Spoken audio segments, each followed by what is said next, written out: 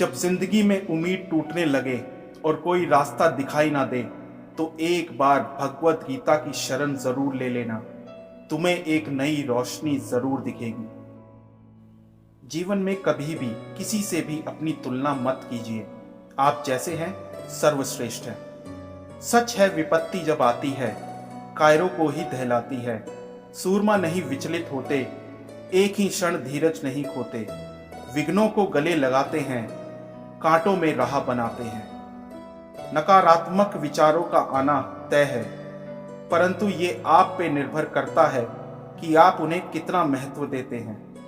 यदि आप अपनी गलतियों से कुछ सीखते हो तो गलतियां सीढ़ियां हैं, और नहीं सीखते हैं तो गलतियां सागर है। निर्णय आपका है, चढ़ना है या डूबना है। समस्या इतनी ताकतवर नहीं होती जितना कि हम उसे मान लेते हैं। कभी सुना है कि अंधेरे ने सुबह को होने ही नहीं दिया।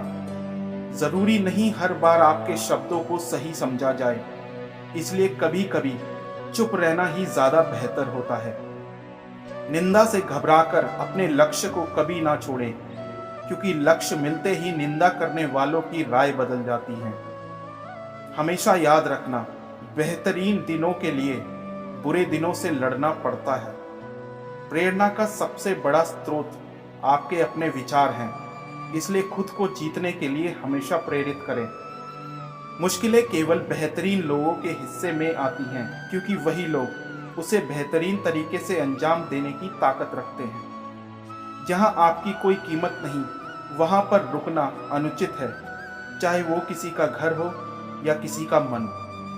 जो मन को नियंत्रित नहीं करते हैं, उनके लिए वो शत्रु के समान कार्य करता है। जो लोग बुद्धि को छोड़कर भावनाओं में बह जाते हैं, उन्हें हर कोई मूर्ख बना सकता है। वक्त से पहले मिली चीजें अपना मूल्य खो देती हैं, और वक्त के बाद मिली चीजें अपना महत्व।